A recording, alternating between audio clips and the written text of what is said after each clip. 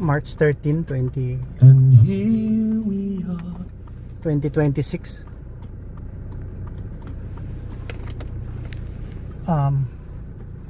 Reflection. Yung mga source ng topic natin, mga current events. Magti 3 weeks na ang gera sa Middle East. Doon sa mga area na mga powerful na mga tao. Siyempre pag nag-reflect tayo, isali natin yung topic na paborito ko, righteousness. Oo. Palagi yan, righteousness. What's in the righteousness word? Sa akin parang kulang tayo ng gratefulness na tinuruan tayo ng Panginoon paano gumawa ng tama. Ayaw natin. May makwento sa Holy Bible, ayaw natin. Mahilig tayong sumuway sa mga sinusulat sa Holy Bible. Kaya March 13 ngayon, I hope na okay lang kayo. Ang mundo parang hindi okay. Kulang tayo ng righteousness. Si papabot nyo ito. Dito ako sa Mindanao. Alam nyo yung Mindanao? Asia, Southeast Asia. Nasa Holy Bible eh. Predicted. Predicted daw. Pag naghakot sila daw ng mga precious metals nung mga panahon ng Holy Bible, from the ends of the earth galing. Kaya na-discover nila, ends of the earth, dito pala sa Philippines. Aywan ko kung totoo. Oo nga no, marami tayong forest, minerals, may dagat, kompleto tayo. At salamat, may Panginoon tayo. Umabot dito ang kwento ng Holy Bible na may Jesucristo. Salamat naman.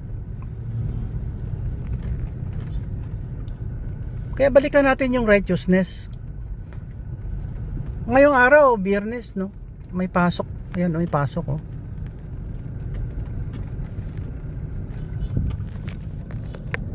May pasok yung Notre Dame of Marble University. Integrated Basic Education. NDMU IBED.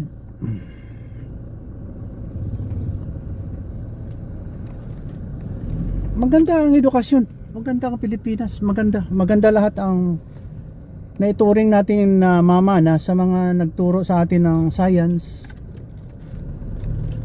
galing sa Amerika, Israel, kung saan may mga science. Aywan ko sa Saudi Arabia. anong na i-contribute nila sa humanity? Ha? Kahit na oil, ha? Amerikano ang nag-discover, Amerikano.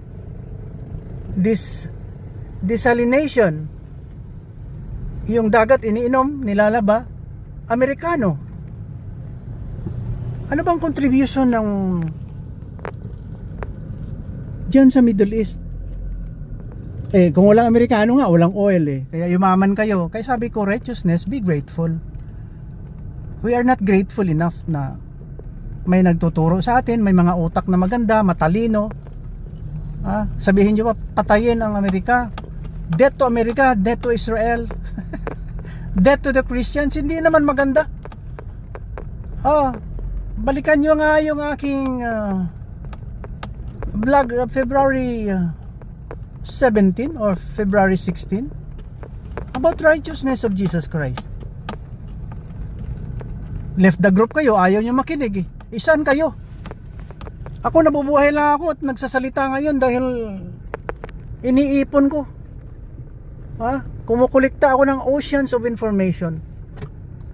Information about righteousness, about how to become human, civilized human. We owe that I owe that to intelligent people around, yung mga authors. Kasi kung wala sila, wala tayo. Mangmang tayo. Kaya sabi ko, righteousness nasa Holy Bible eh. Ayaw nyo kasi makinig eh. Kaya sana hindi ako mag-reflect ngayon dahil naiinis na. Corruption, terrorism, selfishness. Ano ba kayo? Parang hindi kayo tao. You don't listen, you don't obey God. Pag naniwala kayo sa kwento ng Hesukristo na namatay at nabuhay, kaya nandito tayo at naging matino yung 90% ng mga tao sa mundo dahil dyan sa kwento na yan. At saka dahil yan kay Prophet Muhammad, yung lolo ko sa Saudi, na nagkipag-usap, nakikita niya yung God, naka-receive siya ng message, at 99.9% ng mga Muslim mababait. Ang 1% ewan ko. Ha? Terrorism, extremism. Kaya watak-watak tayo. Di ba? Sa akin, balik tayo sa Holy Bible. Balik tayo sa Holy Bible. Sinabi na nga, pag lumabas ka sa Holy Bible, demonyo ka. Oh. Kaya malapit na kayo. Ha? Malapit na kayo maging Christian. Kasi mabait kayo. Ang tinuturo ni Hesukristo na mapakabait ay napapractice nyo na. Tayo lahat. Kaya nandito lang ako. Naka-receive ako ng theophany. Theophanies. Ha? Ang daming beses. Hindi ko kumikibo. Hindi ako nag-invade ng isang lugar para maniwala sa akin. Hindi ko pinipilit ang family ko. Ako lang mag-isa. Kawawa si Papa Bot. Pero pag nawala ako, baka ma-miss niyo aking mga topic. Tinatawag ngayong video login, vlog. Ha? Lecture. Magpakatino tayo. Mula corruption. Ha? Corruption. Unrighteous people, deceptive masyado. Ang tao, deceptive. Nakaw. Pinapakain sa kanilang mga anak. Galing nakaw. Tagal nyo naman mabusog, sir. Grabe kayo, wala kayo konsensya eh. Tinuruan tayo ng GMRC nung maliit pa tayo. Ang lalaki naging Boy Scout, naging Girl Scout. Sa mga Centennial. Tinuruan tayo how to behave. Ayaw natin dahil gusto natin makamundo. Stubborn tayo, hindi kayo nakikinig sa mga naisulat sa Holy Bible. Kahit nawala ako. Just the Holy Bible alone. Wala na, tapos na ang mundo. May John 3:16, tama na. Yeah, tama na. You cannot ask for more. Ha? Naisabi na yan sa Holy Bible, what to do. What to practice. Ayaw natin. Pinairal natin yung makamundo na mga gawain. See? Oh, nagagalit. Nagagalit na si Papa Bot. My goodness. Bagong ligo ako, basa pa yung buhok ko eh. Kaya lang, tinalian ko na. Basa pa eh. Mamaya magdating na yung aking family from Manila, March 13. Hindi ako sumama, nakapagod. Nakapagod magbiyahe. May problema pa ko sa constipation. Ang hirap mag-prepare. Ayaw ko na hindi matulog kasi pag nagabiyahe, pag may appointment ka ng 7 o'clock, dapat 3 or 4 o'clock gising ka na, nag water therapy ka na, daming rituals. Pag 5 o'clock nakakain ka, ligo ka na, ready na sa puntahan mo 6 o'clock. Ganun ang bakasyon eh. Parang sabi ko nga sa family ko, kahit nasa sarili ko, kahit Israel na lang mapuntahan ko at doon na lang ako doon na lang aking jump off point papuntang langit. Eh, nagawa ko naman yata lahat eh. Mga kalukuhan, alam ko na. Alam ko na rin magbalik Kristo. Salamat naman. Yeah. Salamat naman. At may Holy Bible nga. Naging tao ako dahil ganyan. Dito lang tayo muna. Andun ang Ching, oh. Yun ang Ching, oh. Doon ang Ching, oh. Yan. Ayun, ang Ching, oh. City Garden. Yan. Dito naman PhilHealth yata, oh. Walang office yata ngayon, eh. Yung Manggoryo. Yan. Friday kasi 4-day work week lang. Yeah. Sila walang trabaho, ako may trabaho. Dito tayo, bibili tayo ng pizza. May pizza ging diyan, oh, sa ayan, pizza diyan, eh. Ayan, oh, yung area na 'yan. Pizza 'yan. Ayan, oh. Ayan, pizza.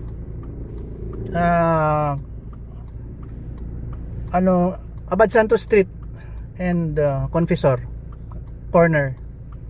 Yeah, sundin niyo ako. Okay. Yan si Papa Bot. Ako nang nagre-remind lang po ako, ha? Let us respect the Holy Bible. Yun lang. Marami na nagko-convert yung mga sa Israel, yung mga Jews, marami na nagko-convert. Kahapon lang, March 12, nakita ko more than 5,000 of them believe that Jesus Christ is the Messiah. Dandahan lang si Jesucristo po, hindi siya nagmamadali. Hindi nagmamadali si Jesucristo. Bibigyan ka lang ng mga salita, wisdom, kasi parang nasa atin na yan, one word is enough for a wise man. Hindi siya namimilit, mahahumble siya, hindi niya inaalsa, kinakarga ang sariling bangko. Hindi siya nagsasabi na I am God, hindi. Let somebody talk about you, your goodness in you. Huwag ka magpasikat. Sabi ng ama niya, magpakamatay ka dyan, magsakripisyo ka, ipakita mo na ganun ang pamilya natin. Ha? We have to sacrifice for others. Kaya tinapos niya ang mundo. Why have you forsaken me, God? Sakit, no? Kaya maniwala tayo dyan, hindi yan biro-biro. Talagang yan ang takbo ng utak na righteous person. Di ba? Yan ang utak ng righteous person na Holy Bible based talaga. Plus pa mga disciples. So, ang galing ng mga disciples. Believe ako sa mga disciples. Ang galing ng mga salita, ugali. Kaya ang Holy Bible ang nakikita ko ang source ng civilization, eh. Maganda diyan ang pag-uugali, eh. Nawala diyan ang mga nang-aapi. Kaya lang nung nawala si Jesucristo, iba naman yung ginawa ng ibang propeta. Nakatanggap din ng theophany. Nagpasikat. Nagpasikat, eh. Ha? Sila na daw ang pinaka-righteous, ha? Pag ayaw mong sumunod sa kanilang religion, patay ka. Hindi ka makapasok sa langit. Parang extremism nang nagawa, eh. Pero naisulat na sa Holy Bible, eh, lahat before and after, before Jesus Christ was born. Naisulat na nung he was here on earth. Naisabi niya kung anong dapat gawin, ang mga ugali na dapat sundin. Kaya mayroon tayong Holy Bible na batayan ng ating mga ugali na maganda. Sorry lang kasi may mga selfish individuals na lalong-lalo na tong naka-receive ng theophany, yung actual presence of God experience. Talagang matindi ang ginawa nila, no? May mga sarili silang ritual. Mayroon mga naging Batikan doon sa France. Naging Batikan. Sila ng holy. My goodness. Huwag tayong ganyan kasi that's bad. Di ba? Huwag tayo magkunwari na huli tayo. Jesucristo lang huli, sinabi nga sa Holy Bible, eh. Kaya you go back to the Holy Bible. Tayong lahat. Let's welcome the Holy Bible in our house and in our hearts. Kasi kung wala yan, naku, talagang magulo ang mundo natin. Hindi natin alam kung saan pupunta, saan magumpisa. Ayan, kaya magulo sa Middle East. O, alam mo ang nangyayari? Wala Hesus Kristo eh. Yabangan. Death to America, death to Israel. Ano ba yan? Ha? Dahil ang chosen people daw ay Arab. Ay, lolo. Lolo ko yun. Doon tayo galing kay Abraham. My goodness, extremism. Hindi maganda. Hindi maganda. Oh, wala tayong love eh. Ayaw nating i-absorb ang preaching ni Hesus Kristo. Yan ang problema natin. Lifting our head and have your way right now. Have your way. Holy Spirit, fill our hearts and have your way. As we wait, and as we pray, speak your word into our hearts and have your way. Have your way. I-fast forward mo lang ito, nagre-record kasi ito. Pag nandyan kayo sa Insta360, fast forward nyo lang ha. Let us not break this momentum. Manood na lang kayo doon sa kabila. Doon. Yan. Doon. Manood na lang kayo doon. Yan. Wait for me. Makinig tayo sa kay Billy Graham, Senior. Nandyan na lahat ang magandang pagka-explain ng Holy Bible. Huwag na tayong mag-exhibition pa. Yan ang pinakatunay na susundin.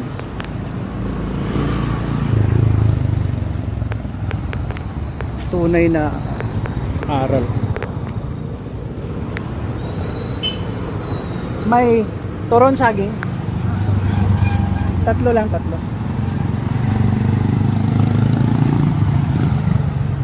Anong palaman niya?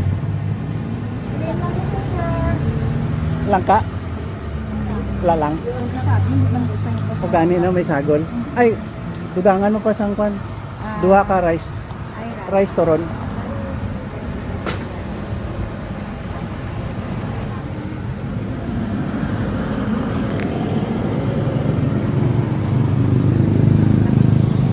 Sila tanan tama.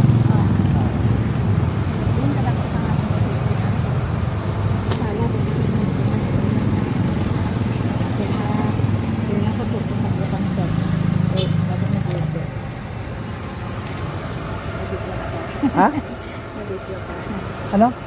Okay namin ang turon. Pwede videohan libat? Paborito ko nung kadaod to.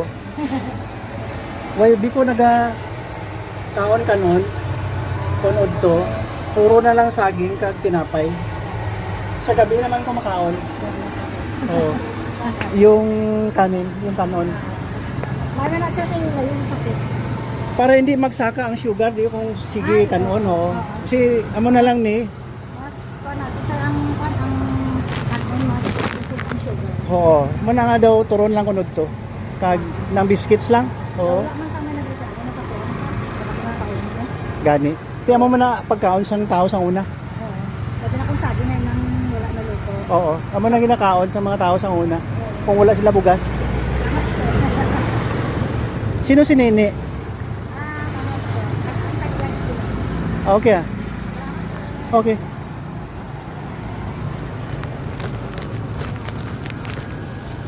Yan ang pizza. Pizzaging. Matagal na akong kumakain yan. Pagtanghali, parang biscuits na lang. Para hindi masyado heavy yung kanin kasi sa umaga kanin din. Kaya Speak to us, Lord. Have you not known, have you not heard, the everlasting God, the Lord, the creator of the ends of the earth, neither faints nor is weary. There is no searching of his understanding. He gives power to the weak, and to those who have no might, he increases strength. Even the youths shall faint and be weary, and the young men shall utterly fall. But those who wait on the Lord shall renew their strength. They shall mount up with wings as eagles. They shall run and not be weary. They shall walk and not faint. Teach us, Lord, to wait. Amen. Amen.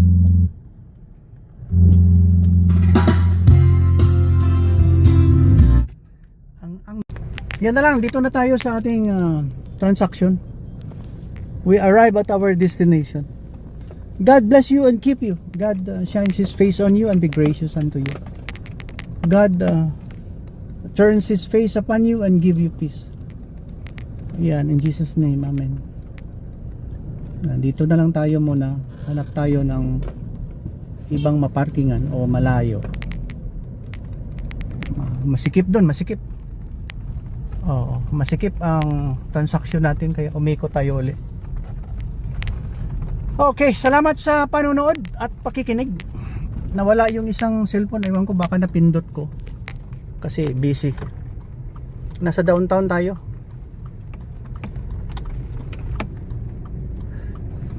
Yun lang ang aking reminders. Maging ito man ang last ko na salita, salamat naman dahil nakapagsalita. Let us give back the glory and honor to God. Always be grateful na buhay ka. Huwag mong haluan ng materialism ang isipan mo. Ha? Huwag mong dagdagan ang yabang mo, ang greed mo. Ha? I-strip off mo yung greed na feeling. Yan. Sa buhay mo. Hindi lang moderate your greed. Hindi lang moderate your greed. Ha? Alisin ang greed. Huwag kang mag-practice na greedy. Okay, thank you for watching. God bless you and keep you. Paulit-ulit na to. Okay. Salamat sa panonood at pakikinig. Bye-bye.